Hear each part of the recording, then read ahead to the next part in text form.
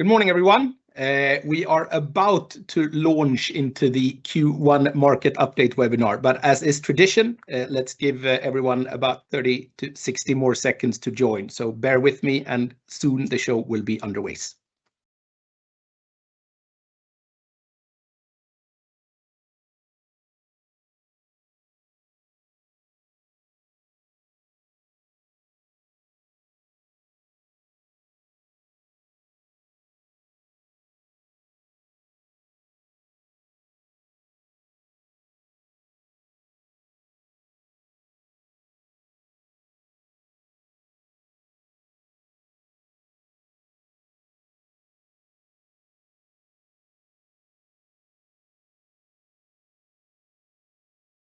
All right, much to get to today, to say the least. We usually start, I will give you some inside baseball comments here at the beginning. We usually start planning for these webinars about a month ahead of time to line up the speakers and the participants. And we had a grand old plan for exactly what this webinar was going to look like. It was going to be a bit about the tariffs and the Supreme Court ruling. We were going to talk about the gradual return to the Suez Canal. But then life happened, right? And we all know what's been going on over the past few weeks and the mega impact we're seeing it having on really all modes of logistics. So this will be a webinar focused very much on that. But of course, we will also aim to give you an update on what's going on with the markets for the different transportation modalities as well. To do that, we have, in addition to Morten, Mari, and Piotr representing our products within DSV, and as is tradition, Peter Sand joining us from Xeneta to give insights about the market and transportation world as well. We have a special guest joining us from Dubai this morning, our good friend Claude Medawar, who's our Chief Commercial Officer for Middle East and Africa for DSV RMC, to give us an update on where things stand right now, sort of a boots on the ground type approach, which I'm really grateful for Claude being able to join us. So instead of me giving you a long introduction, which I usually do, we will keep it a bit brief this time. One point of practicality we do need to cover, as usual, is to make sure to ask your questions. If we can, we will capture them at the end of each segment. If not, we will also, provided we have the time for it, aim to answer the leftover questions towards the end of the webinar as well. But with that, and without further ado, let's head into a bit of a geopolitical update. And Claude, a warm welcome. Thank you for joining, and please give us your insights. Yeah, good morning, everyone. So my name is Claude. I'm based here in Dubai, and I will try to be as quick as possible to give you an idea of the recent situation and the challenges that we're going through in the Middle East for the last, I would say now, 3 weeks. So if we can move on to the slides. So what we're doing now, we are sending out daily communication to everybody in our network, in our also our customers. And we basically monitor the situation on the previous day and on the current day. So what you see here is the updates that we have sent out as of yesterday. Worth mentioning that ocean remains heavily challenged. We started to observe heavy congestions, mainly at the United Arab Emirates ports and the Gulf of Oman. And as it stands now, the most viable solution to get goods into the Middle East remains through the Red Sea port, which is mainly Jeddah in Saudi Arabia and King Abdullah port. And that's what we're going to discuss later on. Air freight, a little bit of good news. So capacity continues to improve on a day-by-day basis. And road freight, when it comes to our road network, it's also recovering, be it on the domestic transportation and the cross-border deliveries as well. If we look at the status of those 10 countries, so the most challenging, I would say, countries remain as we speak, Iraq, which is currently heavily suspended and heavily impacted. Then day by day, we see the second largely updated and impacted countries are Qatar and Bahrain, due to different, attacks that are underway on American interests and also oil refineries and what have you. Dubai remains under challenge. So overall, all the countries are operating within major constraints. The only country that I would dare to say that is running as business as usual is Egypt, and to a certain extent, Jordan. So that is in a nutshell, the situation in each and every country. So if we can move on and explain a little bit the challenges that we're facing, particularly on ocean freight. So if we look at the map today and the geopolitical situation, so we had issues at the Red Sea, and particularly to cross the Suez Canal north and southbound via the Strait of Bab el-Mandab, which is next to Yemen. So that was the situation for the last 2-3 years, I would say. And then recently, 3 weeks ago, we had now the issue at the Strait of Hormuz, which is basically the vessels passage between, the UAE, Iran, to service all the Gulf countries. Just to give you an idea of the capacity that the Middle Eastern ports handle as a throughput, we talk approximately about 28 to 30 million TEUs, out of which Jebel Ali port in the UAE alone, the throughput that we talk about is approximately 15 million TEUs. And this is what basically now is causing all the challenge and all the bottleneck if you want to reroute cargo through other ports, be it in Oman, which are mainly Sohar and Salalah ports, or even through Saudi Arabia, or even some Western ports within the UAE, which are Fujairah and Korfakan. Those are, I would say, relatively small ports that most of the importers in the Middle East have seldomly used, but nowadays in the crisis, we start to hear a lot more about those ports. And those are new terminologies that, our customers are getting used to. So for ocean freight, everybody knows Jebel Ali, but now in the UAE, there are two more new ports. One is Korfakan and one is Fujairah, which are on the western side, on the eastern side of the United Arab Emirates. And similarly in Oman, we've got Sohar and Salalah. So if we move on and speak a little bit about the contingency plans that we have put together as DSV.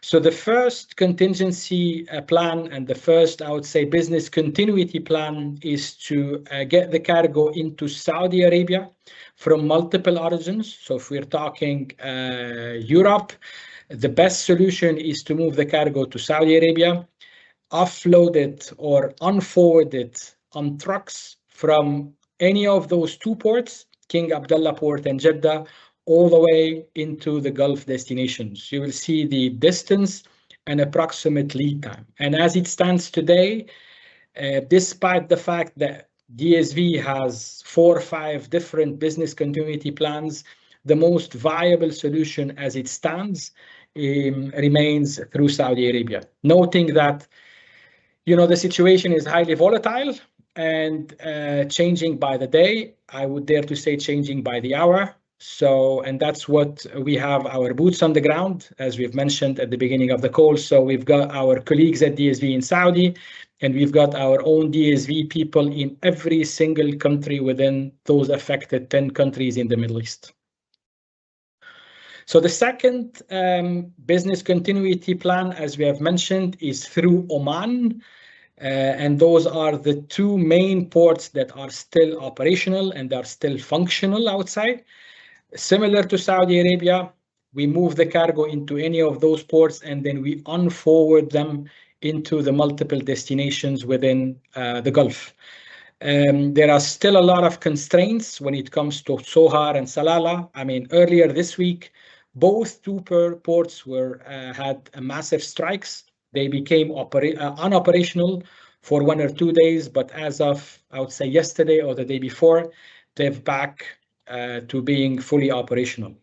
But definitely the throughput of those ports is probably quarter or even quarter than the throughput of what we know at Jebel Ali port.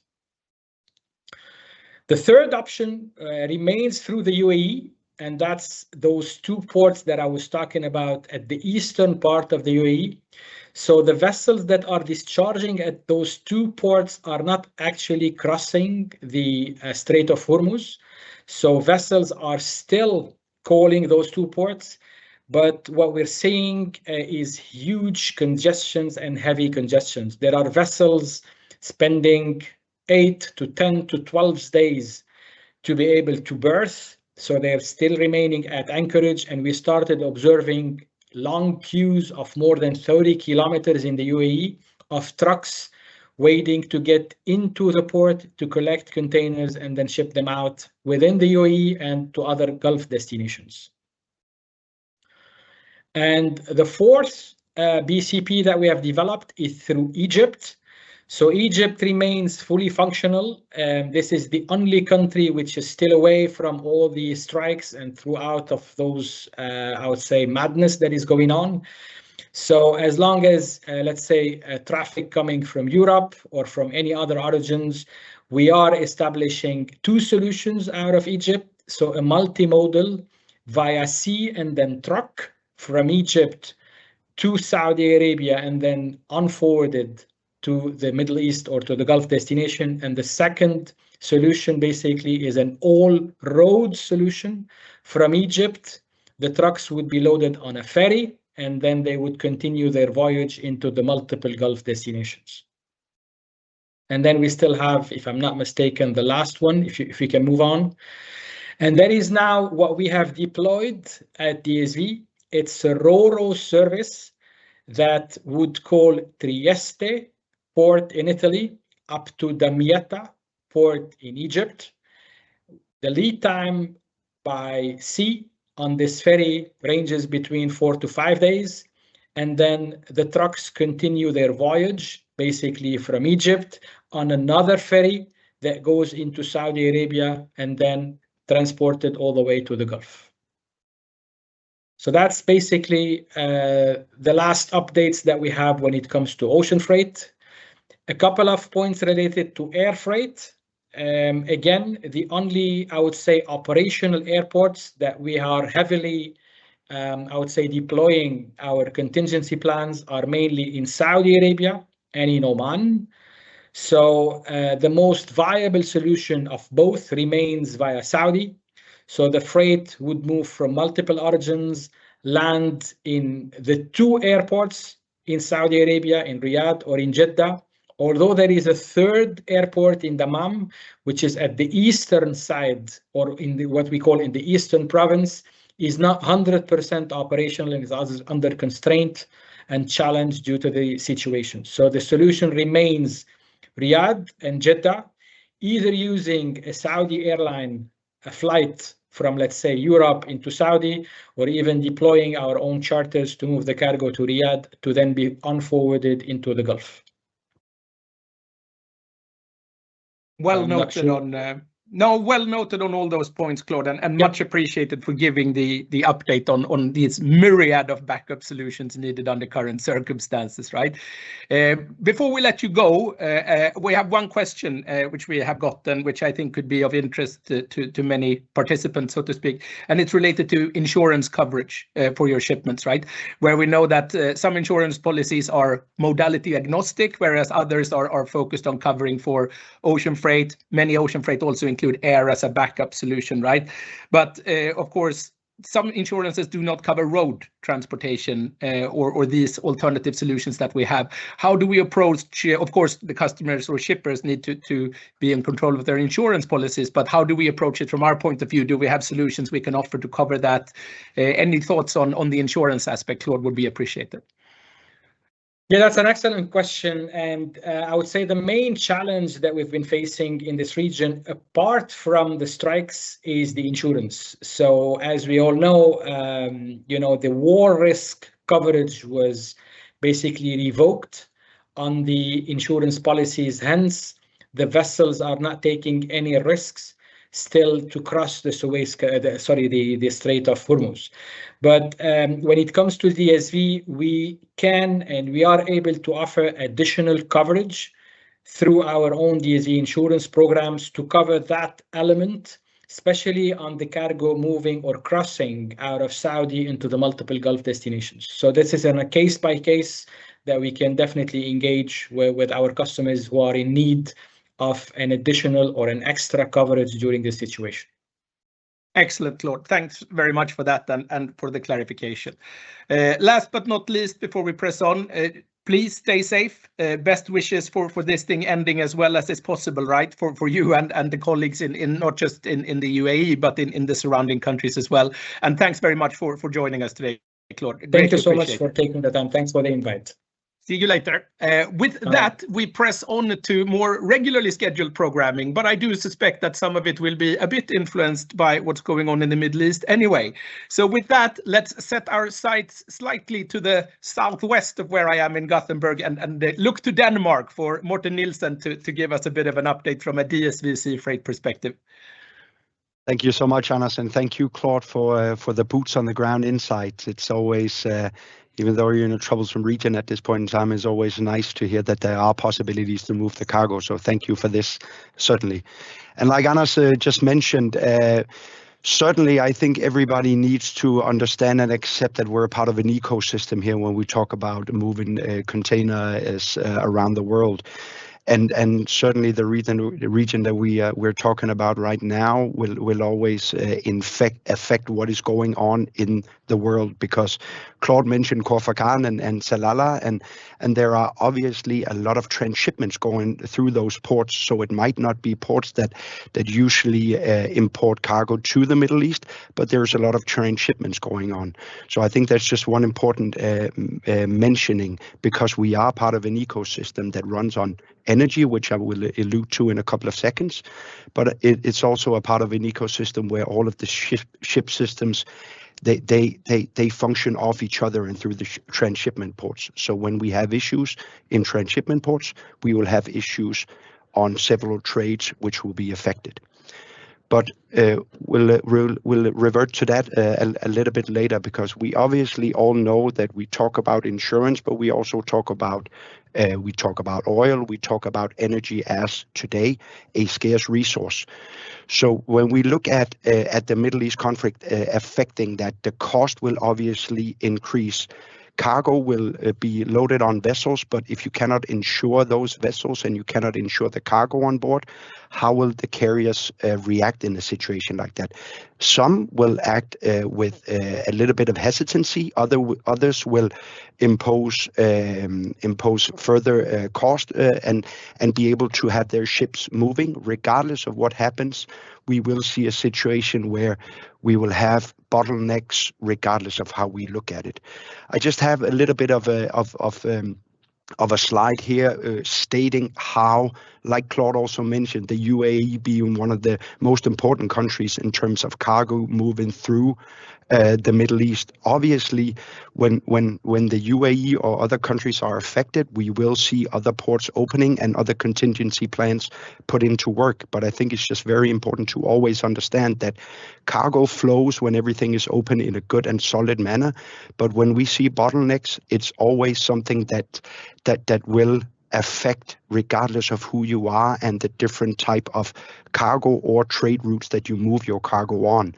So bottlenecks will affect you regardless of where you're shipping to and from. I think that is a very important thing to understand. Certainly related to bunker, which is one of the next slides, where we see today that that carriers across the board, and we mentioned three here with Maersk, MSC, and CMA CGM, but it's industry wide. They're increasing their emergency surcharges, and like Anders mentioned earlier, we try to plan for this, but just as of yesterday, some carriers actually increased their emergency bunker surcharges even more. So we're looking through that, pushing back everything we can in terms of where we see something that seems out of order. But I think it's just very important to mention, and it might not be a good or a solid news or something that we can bring to the table from a positive perspective, but all of the models that the bunker models are built around are out of effect at this point in time. That is just something that's very important to understand. Oil will move up and down and has always done it. Some cases it's pretty solid and with no real impact. But when you see stuff like this, and you see Claude alluded to Fujairah, which is one of the largest bunker ports in the Middle East, that has been attacked several times. So when carriers are not able to bunker in Fujairah, obviously the cost and the transit time, schedule reliability will be affected in that regard. So I think it's very important to understand that Things are moving very fast in this type of situation, and it's also very important to understand that the models that has been in place for a number of years are at this point in time taking a little bit out of effect. So we need to understand that while trying to collaborate on moving the cargo, because that is the end game of this. We need to have the cargo flowing as well.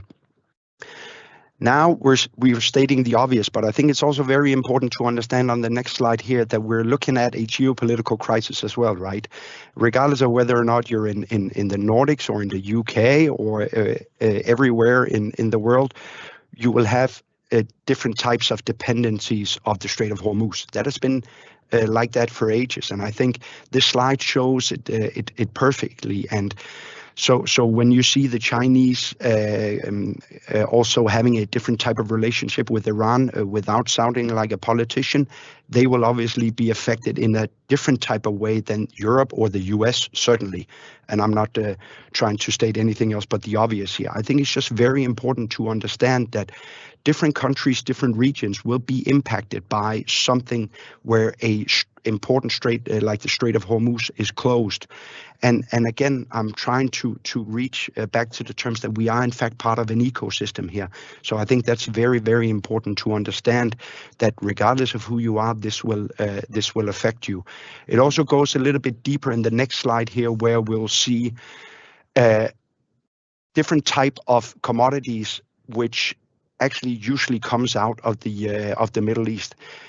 Many important commodities used in different type of productions around the world. And again, if that is impossible or very, very tough to bring out of the region, how will that affect production around the world? Something that you also need to plan if you are based in any of these different type of things or different type of production schemes where we will have an issue if this crisis continues. So we have energy, we have container vessels moving in and out of sometimes open, sometimes closed ports, but we also have a lot of commodities moving in and out of the region. And that will affect certainly also, we have fertilizer mentioned on here as well, certainly also in different type of the worlds where we need to factor this in and try to at least plan for the best that we can. A little bit more back to home, you could say, on the latter part. I think, and this is not because you're on board as well, Peter, but I actually think Xeneta has done a very, very good visual job of trying to see what congestion looks like. The first picture here is from the mid part of February, where if you look at the green and sort of yellow dots around the Middle East, and you compare that exact same thing on the right hand side, where you see a lot of red mentioning. For me, this is just a visual type of thing where we will see effects, and if we then factor in a little bit closer to home, strikes over a 4-day period in Antwerp, if we have these clusters around the world where we see bottlenecks, and you then again factor in the Red Sea crisis, which is sort of ongoing on the side, we will have issues regardless of how we look at it from a congestion perspective, from a schedule reliability perspective, and the ability to also move cargo around in a good manner in terms of cost. The next one is actually an old slide that was presented on one of these webinars at a previous stage. I took it in again because for me, this is actually a very, very good slide to show what is going on at this point in time. I mentioned the Suez, and then we obviously speak about capacity. I put a couple of days ago, I put a blue cross over the CMA CGM FAL1 service moving back towards the Suez Canal because that was intended to start. Then it stopped again. Then I put some question marks yesterday because right now they're actually, and this is for me a pretty eye-opening situation. Now they're actually starting to transit again through the Suez Canal and the Bab el-Mandeb Strait, like Claude mentioned earlier. So it also goes to show that what we knew yesterday will certainly be something different tomorrow. For me, right now, it seems like there is a possibility to move through the Strait of Bab el-Mandeb, but we don't know tomorrow. So when we talk about the long-term scale of things, we will see a situation where capacity will change. Now, what we do from a DSV perspective, and I think this is something that's very important on the next one as well, where we'll always have a revamp of services or alliances structures in Q2. That will happen again. So I just put the 4 type of alliances here as well, and without going into all of them, what we see is obviously MSC as the standalone being very quick on their feet in terms of also deploying capacity, but also changing capacity. What they'll do in the future in their revamp of their network is sort of the same, but they will change instantly. The next one will be Gemini cooperation with Hapag. No, sorry, Anders, go back. The next one that I will allude to is the Gemini cooperation, where from a region that we're in, they will have direct calls to Gothenburg and to Aarhus and to the entire Baltic region. They'll also have a further strengthened product as well. What I'm actually trying to elaborate a little bit here on is that we are looking at something where there's also opportunities out there and different opportunities than there was in the past. That is also very important to understand this doom and glory situation. Ocean Alliance and Premier Alliance are also changing their networks. For instance, CMA CGM is adding a specific Japanese call, which ONE is actually closing down in Premier Alliance. So if you have cargo moving in and out of Japan, regardless of whether or not it's affected yesterday, it might be something different tomorrow. So I'm trying to say here that regardless of all of the issues going on, there's also going to be different opportunities moving forward. Now, what do we do from a DSV perspective? We obviously have a lot of pillars working, but we have access to all of the alliance that I just mentioned. The people that we have working, be it Claude, be it the people in the different offices, being in the region that we're speaking from today, it is just super important to have a reliable partner. We deem ourselves as a reliable partner, but we also understand that we're part of a big world that changes from time to time. So it's extremely important that we plan with resilience, everybody, that we also have the ability to collaborate, because that is the only way that we'll get through a type of crisis without, well, at least in the best way possible. Let me put it that way. And for me, the key takeaways of my 10 to 12 minutes here is that I mentioned a little bit about capacity. That is a given at one point in time. That will be an overcapacity, but it will be sometime. We've spoken about that a lot of times. Expect these tactical decisions. I mentioned MSC, but it could also be others. They are quick to move around at this point in time. So what we knew yesterday will certainly be something different tomorrow. What we also look at is the carrier's behavior will be unpredictable. And I'm not throwing the carriers under the bus here, but we need to look at they also have a company to move forward. And they don't know everything that is going on as well. Like none of us do. We need to collaborate in that regard, regardless of where you come from. And the schedule reliability, like I mentioned, it's been talk of the town over a couple of years. That will suffer in a situation like this. And stopping where I tried to start of what we do from a DSV perspective, we need to collaborate on this. That is the only way that we can keep cargo moving and trying to get through the best way possible. So thank you. Indeed, and agreed. And thank you so much for that perspective, Morten. And I think logistics being a people business, we keep telling ourselves that, right? Especially in customer meetings. I always make sure to say that logistics is still a people business. We can automate and we can use AI as much as possible. But of course, in situations like this, which are not only volatile, but deeply unpredictable, staying close to each other and being in dialogue from a shipper's point of view, from DSV's point of view, and of course also DSV in turn with carriers, with airlines, it's more important than ever, Morten. So thank you for highlighting that perspective. I think it's a good takeaway. Now, with them already having gotten some sneak PR here for free with the congestion data highlighted by Morten, let's head over to you, Peter, for a bit of a Xeneta perspective on what you can see in your deep, rich data about everything that's going on. Yeah, that was really much appreciated, and I shall be pretty pleased to showcase the congestion map and actually also reveal to those of you who do not know it as of now, it's actually something that we offer for free during these days and at the crisis, so everybody can get that little sneak peek into the port congestion that we see, be it in Antwerp last week, or be it in the ports around the Arabian Gulf, Upper Indian Ocean, and of course the knock-on effect that we fear the most will ripple into Southeast Asia and some of the mega hubs there. I'll give you a trip around the world on that shortly. But what we mostly focus on right now, that's one slide that illustrates where we were only a few months back, right?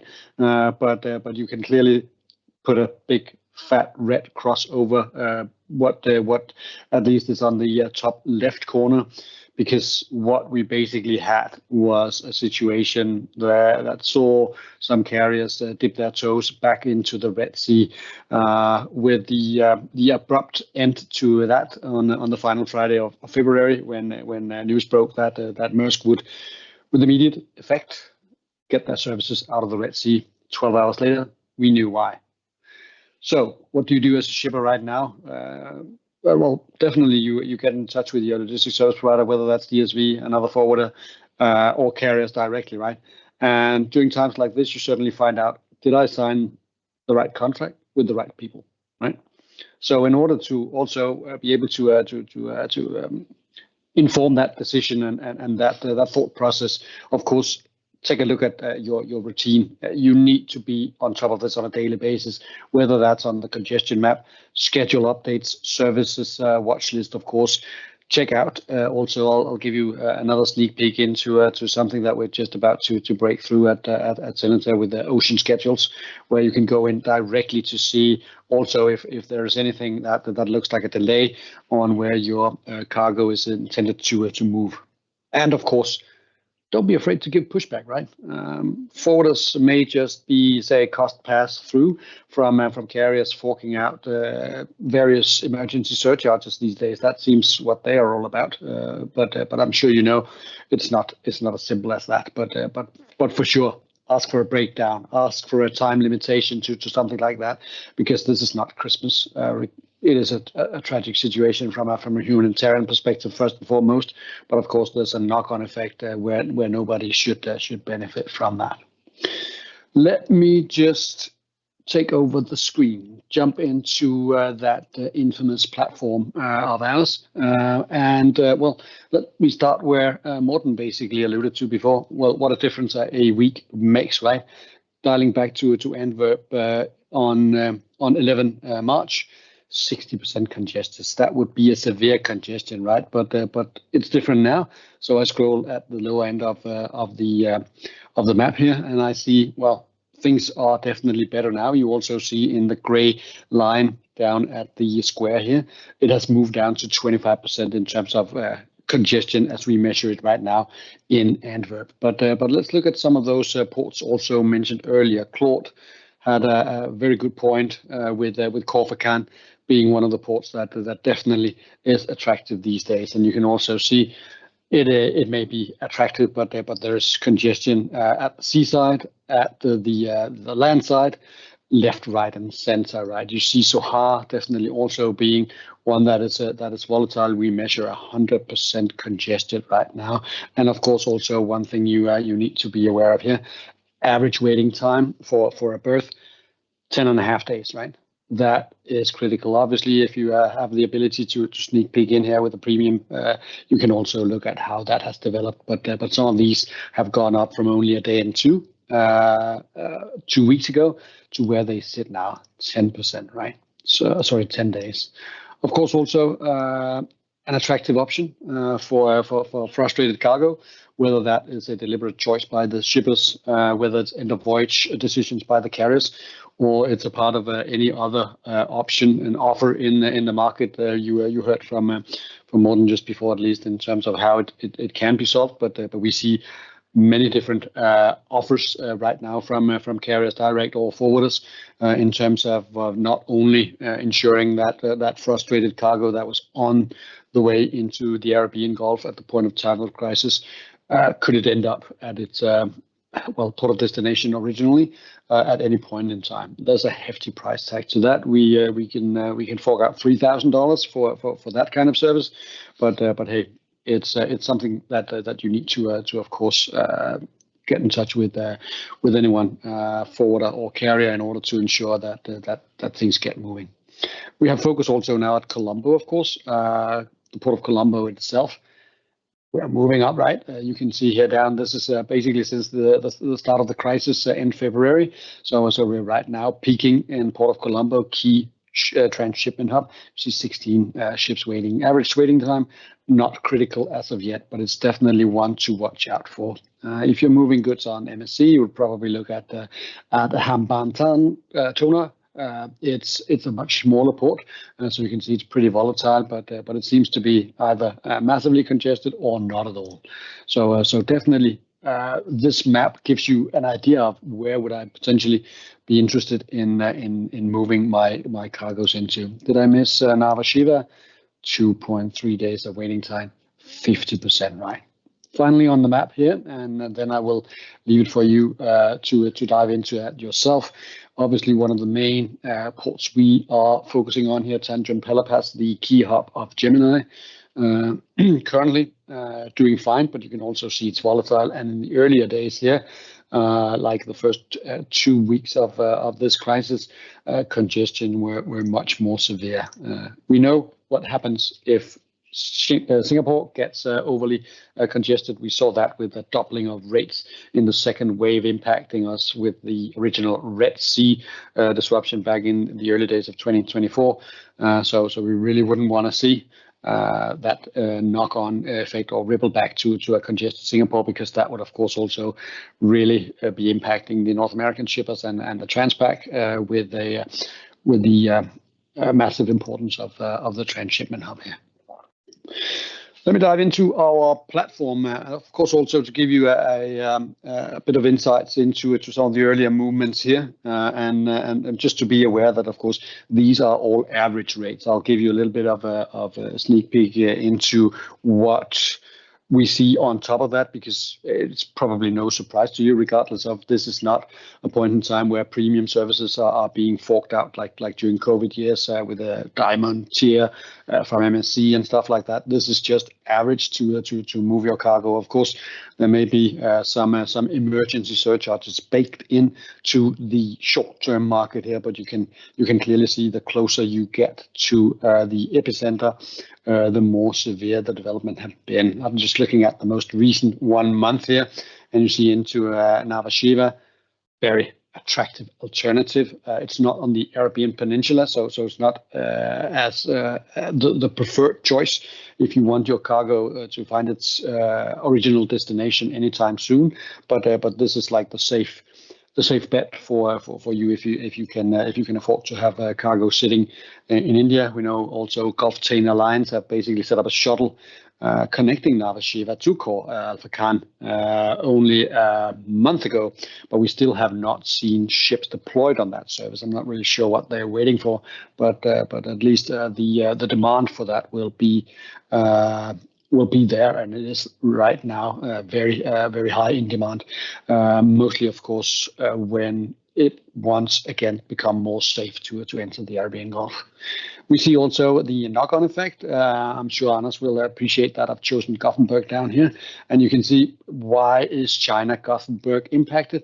Well, that's the ripple effect, right? That's the nothing is happening in isolation when we talk about global supply chains and the networks being set up. So you may say that China Gothenburg isn't directly impacted, but hey, you pay $500 extra on average if we look at the market right now. I told you also to showcase a little bit of what happens if a crisis hits the fan, and you can clearly see here. I have the average rate here. We're measuring China into the Mediterranean. Average is in blue. But then, of course, when some things are critical to move, when some shippers are at an emergency, and when capacity is uncertain whether it's available or not, the spread in the market opens up widely. So you can see here that the mid-high is the 75th percentile of the market.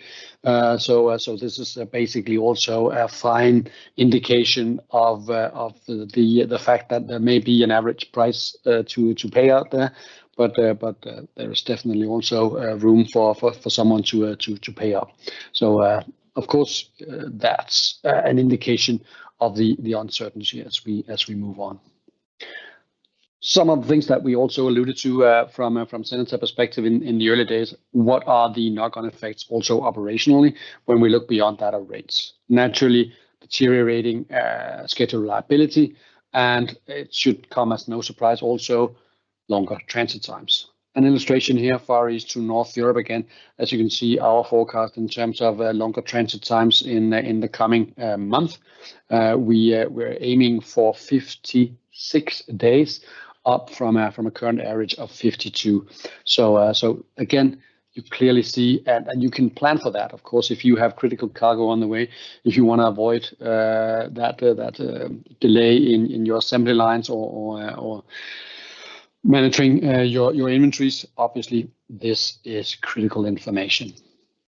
Finally, of course, a little bit of a look into also some of those services that were likely set to return to Red Sea a month back. We looked at the Gemini Asia Med loop here, one that was also not only rumored, but also, as you can tell here, if you call the East Med, it's pretty attractive to return to Red Sea. But that was definitely one of the conclusions that we could also draw from the outbreak of the crisis, that a full-scale return to 2026, we see that being off the table now.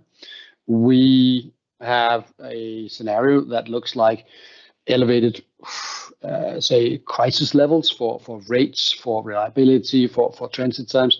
That looks like 3.5 months compared to pre-crisis, and then a full-scale return to Red Sea, likely all things going well, by mid of 2027, right? So that kind of uncertainty would carry us return full scale in the second half of 2026. We call that off the table.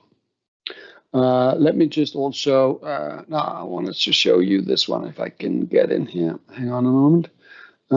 Because no, that I cannot. So let me just do a final sneak peek here into ocean schedules. Those of you that are customer of ours already will know that we're trialing and setting up specific intel for services as well as vessels. So if I dive into Shanghai, Antwerp, and I go on the specific from services here, where you can clearly see, well, announced transit times, not really what's being delivered. If you look at the individual levels, again, you can follow your cargo here. So Damietta Express, you may or may not have seen how that ship tried multiple times 2 weeks ago to call the port of Salalah, only in the end to go Narva Sheva, discharge cargo, and then returning to Asia for this front haul voyage, right? But you can see also the cost showing up in terms of the timing here. Almost 4 days of a delay already. And you see that also it's not only the Gemini service, HMM Pride also down here delayed. The days, of course, differ. Finally, let me just see if I can develop that one for you. Yeah, just bringing you some update on the fuel, as that is a moving target all the time. In all due respect, Morten, it seems as if the numbers you showed were from before the massive spike, something like a week or two ago. But just bringing you up to speed here on the development in Singapore, the world's largest and most important maritime bunker fuel hub, and obviously also one that looks very carefully on available fuel supplies, as you will know. Some carriers, mostly known, Maersk, is basically filling up their ships in Northern Europe and do ship-to-ship transfer when they meet in Asia, in order to secure that they have the fuel supply that they need. So obviously, those bunker surcharges may not only be the higher prices going up by 100%, as you can clearly see here, also for VLSFO, up from $500 to $1,000 right now. So it's also a little bit of the fuel mix, and of course, ensuring that supply is around. On that note, thank you so much for bringing me back into to this conversation with you guys at DSV, and back to you, Anders. No, many thanks, Peter. It is not since COVID have I seen so many graphs go up so quickly as the transit times, the bunkers, and everything else. So it is indeed, it's trailblazing times. It's not pleasant to look at by any stretch of the imagination, right? But with that largely ocean freight or sea freight focused segment, let's also, as is tradition, look to the skies a bit, Mari, and see how this entire situation is affecting air freight in greater detail as well. Thank you, Anders. Yeah, it's definitely affecting air freight, and I think if you go to next slide, I definitely didn't sort of expect to wake up to the morning that I did, the 28th of February. I think my phone was literally a hot brick, and almost switched it off itself due to the heat on all the calls that were coming in. Obviously, devastating news in terms of what was going on, but it impacted immediately what was happening with the air freight. There were numbers quite quickly rambled throughout the weekend in terms of looking at a 17 to 22% global capacity impact. And of course, I mean, air freight, when you book air freight, it's time sensitive most of the times. And what we saw, and of course, what really also transpired that weekend, was heavily linked to sensitive cargo. You have perishables, you have pharma, etc., etc. And you had cargo on the way out, you had cargo in transit, you had inbound cargo, you had all of these different scenarios, and everyone sort of not knowing necessarily what to do, and the need to reroute all of these shipments. And if you look at the next slide,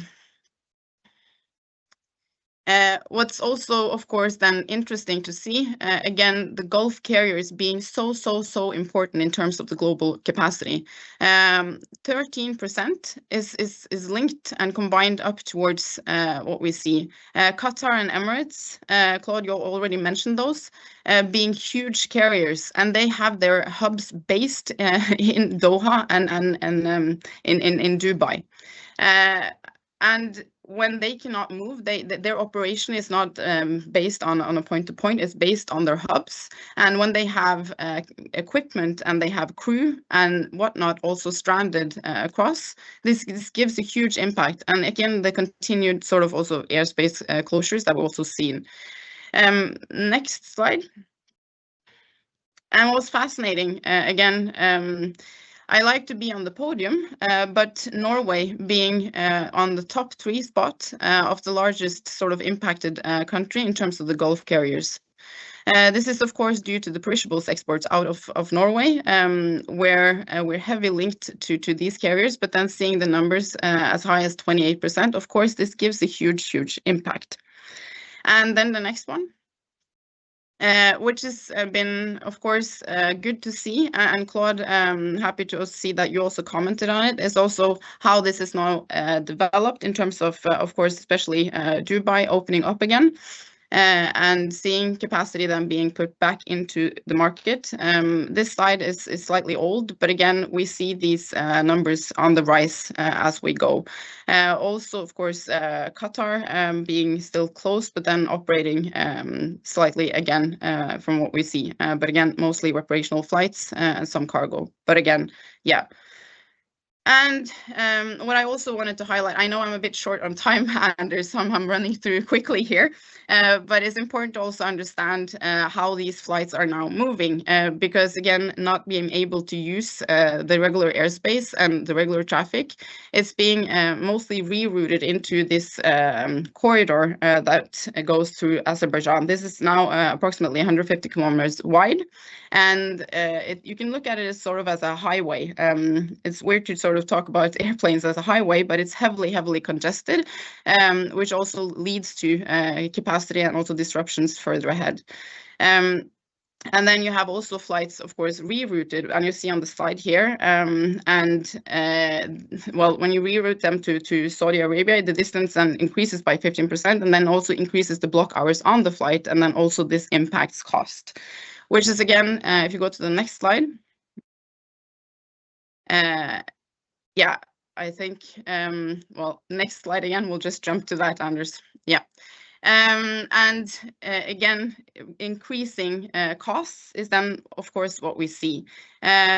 We've talked about in terms of the sea freight, of course, being impacted in terms of bunkers. Of course, air freight is of course included in this as well. When you look at the jet fuel, I think that's been the hottest potato that has also been spoken about the last couple of weeks.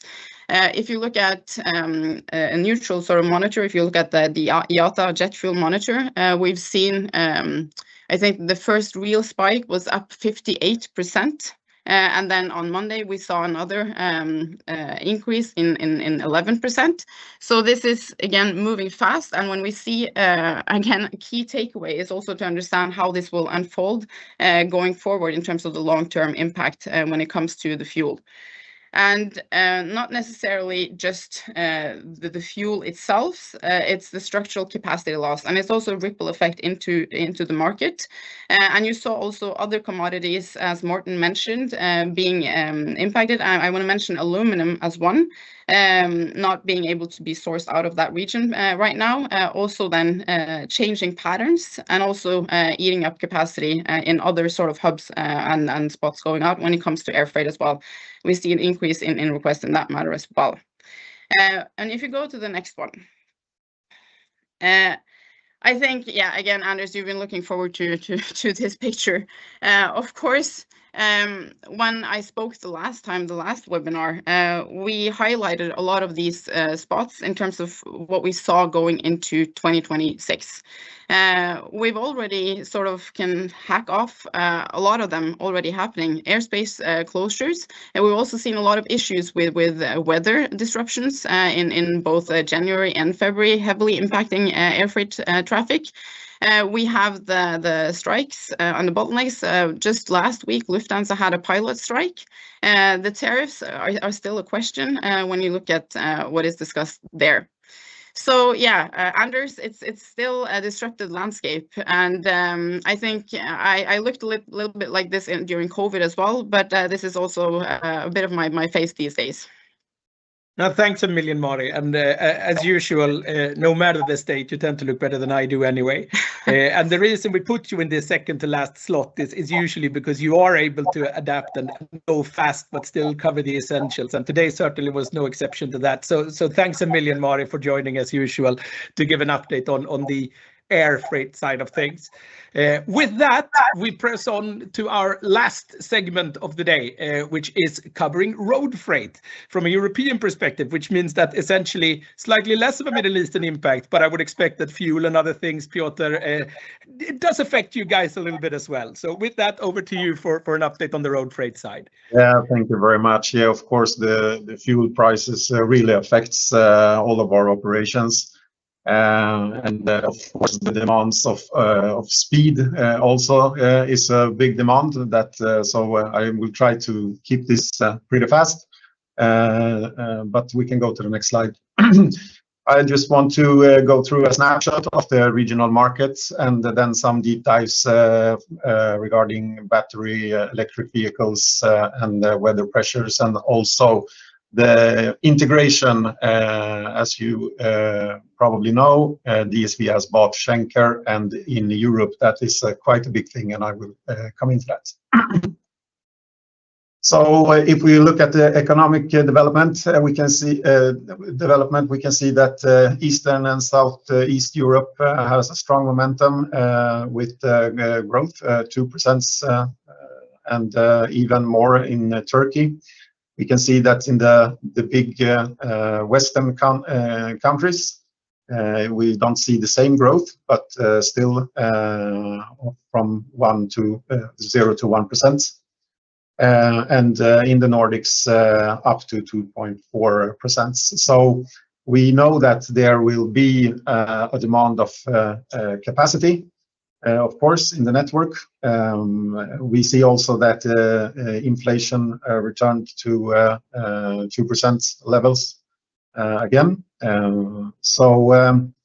The GDP growth from 1.3% last year, and the forecast is a little bit up, 1.4%. And we also see that the inflation rate is moving. But everything is moving fast right now around the world, and we will see how that will affect us. If we look into the transport market, we can stay on that slide, please. We see that we follow the capacity index. We can see that compared to last year, it's down 5.5%. That means there is a lack of capacity. We also follow the spot and contract rates. So the spot rates, of course, are more about fast transports that with not the same as contract index, where we have like more long-term partnerships. But we see that the index is increasing, and that of course is both because of the fuel prices and the lack of capacity. So this is a challenge for this year. Also we have for the first half of this year, we have some truck toll changes in some countries. I will not go through all of them, but overall the member states of EU will be required to introduce additional charges for air pollution. So I mean, every country has their own. If you look at Poland, for example, they will have a increase of 4 to 6.6%, depending on the vehicle types. So this will also affect the road market. We can go to the next slide. Of course, the BEVs, the demand of them is still on growth. We see in China, for example, that the first half of last year, we have a 22% market share in China. So it's growing. What is important for us to grow on this is, of course, the infrastructure. And that also is like the most important thing for every country. So, I mean, in some countries we have a well-developed infrastructure, and then some others not that fast. So we need to adapt to that. But we know that the market is asking for this electric vehicles, and of course it's very important for us to be to stay relevant and to expand our own fleet on electric vehicles. We can go further. Just as for the air transports, the start of this year showed us a very hard weather pressure. In Southern Europe and Central Europe, we had heavy snowfalls and storms. So that, of course, affected all the operations. It's not only for the DSV operations, but for all our competitors. So this is also one thing that's for every year. It seems like it's more common that we see this kind of challenges, and we need to be fast and to plan for this. I mean, all our customers are, of course, expecting us to deliver, but we need to be fast and to reroute if we have some disruptions in the network. So this is really a shift that we need to adapt. We can go to the next slide. Also, as I mentioned, DSV has bought Schenker, and for Europe, this is a very big business.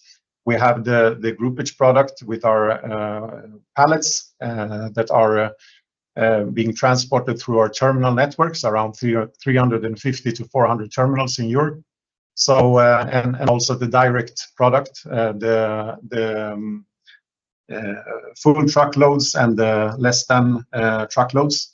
So what we are doing now is of course to create the most modern network to integrate those products, to see where can we go, where can we use the network in an effective way with the best lead times, and where should we use the direct product. Also, we see that there are a lot of needs for special products like white glove and automotive and also healthcare. So of course that is some products that we are developing right now. So this is a really interesting journey for us. And on the last slide that we have, we can see the current status of the integration in Europe, where we have like combined the terminal network from the old Schenker terminals and DSV terminals. So we're halfway through. We have some the green countries, they are already integrated, and the light blue, they are coming this month, and yeah, the dark blue is upcoming. But this is going much more faster than expected, so it's very good to see that every country is working so fast. So yeah, I think my time is running out, but that was a short brief of Road Europe. Well, thanks a million, Piotr. It is appreciated. And, you know, from an Air and Sea perspective, of course, merging Schenker and DSV globally is a big deal. But looking at the European side of things, road freight is where the real mega effort is, looking at number of employees, number of traffics, and certainly numbers of vehicles and cargo transported as well. So appreciate you highlighting that, Piotr. Thank you. We are indeed out of time as a whole. My thanks to all the participating speakers, to Claude, to Morten, to Peter, to Mari, and to Piotr. A special double thanks to Mari and Piotr, who managed to condense their input on the back of the lengthier discussions about the Middle East taking place at the forefront. But I think that was still time well spent. My thanks as well, of course, to everyone joining this webinar. We had a record number of signups this time, which of course is maybe not so strange considering all that's going on. But if we did not have time to get to your question today, do feel free to reach out to Peter and or myself. If you want an actual proper expertise answer, you know where to turn, right? But if you just want to talk some fun, you could go to me as well. We will be back with a webinar, of course, for Q2 as well. So hope to see you there. Thanks again for joining us today, and best wishes for the rest of your week and weekend ahead. Thank you.